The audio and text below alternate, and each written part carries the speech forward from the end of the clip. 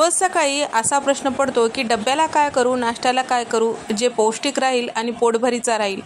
तर आज आपण असाच अख्खी रोटी किंवा थालीपीठ पाहणार आहोत आणि त्यासोबत मस्त टमाट्याची चटपटीत चटणी. तर त्यासाठी 5 ते 6 हिरव्या मिरच्या, 8 ते 10 लसणाच्या पाकळ्या, मूठभर कोथिंबीर आणि 1 इंचाचं आलं, 1 चमचा जिरे टाकून छान असं वाटण तयार करून घ्यायचं आहे. त्यानंतर इथे मी ताटामध्ये साधारण 3 कप इतकं तांदळाचं पीठ घेतलेलं आहे.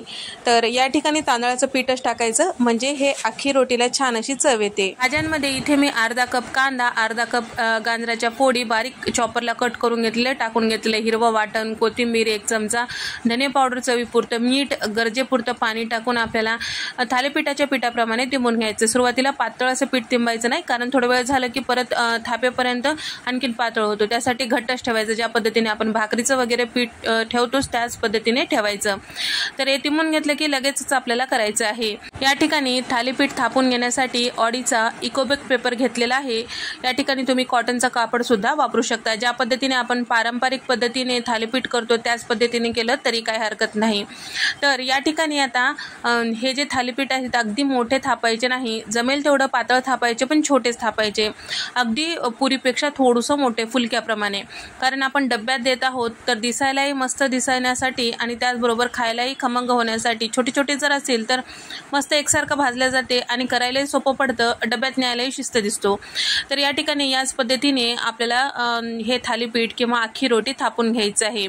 तर एक 3 ते 4 थालीपीठ किंवा अख्खी रोटी थापून झालं की आपल्याला हे भाजून घ्यायचं आहे. आपल्याला सुरुवातीला पेपरला थोडंसं पाणी लावून घ्यायचं आहे. त्यानंतर पिठाचा उंडा छान असं एकसारखं हाताने पसरून घ्यायचं आणि त्याला मध्यभागी छिद्र करून घ्यायचं. तर तवा आधीच गरम करायला ठेवलेलं होतं. या ठिकाणी आता तयार करून घेतलेलं अख्खी रोटी यावर टाकून घेतलेली आहे. दोन्ही साईडला आपल्याला छान असं थोडंसं तेल टाकून भाजून घ्यायचं आहे कडक होईपर्यंत. तुम्हाला जर नरम आवडत असेल तर तुम्ही नरम भाजू शकता, असं काही नाही. आणि त्याचबरोबर मध्यम गॅसवर भाजायचं, मोठा गॅस करायचा नाही, म्हणजे एकसारखं छान भाजला जातो. तर इथे मी छोटे छोटे अख्खी रोटी करून घेत आहे, त्यामुळे एकच वेळेस 2-2 भाजत आहे. जर मोठी असेल तर एकच भाजायचं.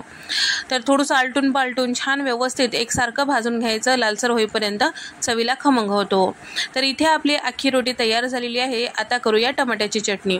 तर टमाट्याची चटणी करण्यासाठी इथे मी साधारण एक पाव कप इतकं उडदाची डाळ, पाव कप मुगाची डाळ, साधारण 5 ते 6 चमचे तेल कढईमध्ये टाकून घेतलेलं आहे. त्यामध्ये टाकून हलकंसं लालसर होईपर्यंत भाजून घ्यायचं आहे.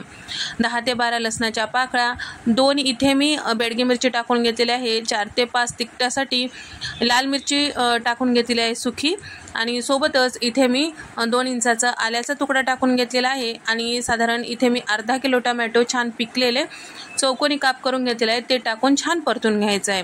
आता याचमध्ये आपल्याला मसाले सुद्धा टाकून घ्यायचे आहे. तर चमचाभर जिरे, 1 चमचा धने पावडर, अर्धा चमचा हळद, अर्धा चमचा गरम मसाला आणि 2 चमचे चिरून घेतलेला गूळ यामध्ये टाकून सगळं मिक्स करून घेतलेलं आहे.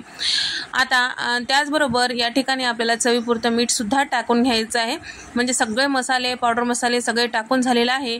आता हे सगळं छान व्यवस्थित मिक्स करायचं आहे आणि 10 मिनिटं छान असं हे शिजून घ्यायचं आहे, छान फोडी नरम होईपर्यंत. छान फोडी नरम झालं की झाकण लावायचं, गॅस बंद करायचं आणि थंड करायला बाजूला ठेवायचं आहे. अख्खी रोटी थंड करायला या पद्धतीने जाळीवर ठेवायचं, म्हणजे छान पटकन थंड होते. आता चटणी थंड झाली की मिक्सरला फिरवायचं. इथे आपली ही चटणी तयार झालेली आहे. तर या ठिकाणी डबा पॅक करूया. मस्त चटणी आणि अख्खी रोटी एकदा या पद्धतीने ट्राय करून पहा, तुम्हालाही नक्की आवडेल. साधी सोपी पोटभरीची रेसिपी आहे.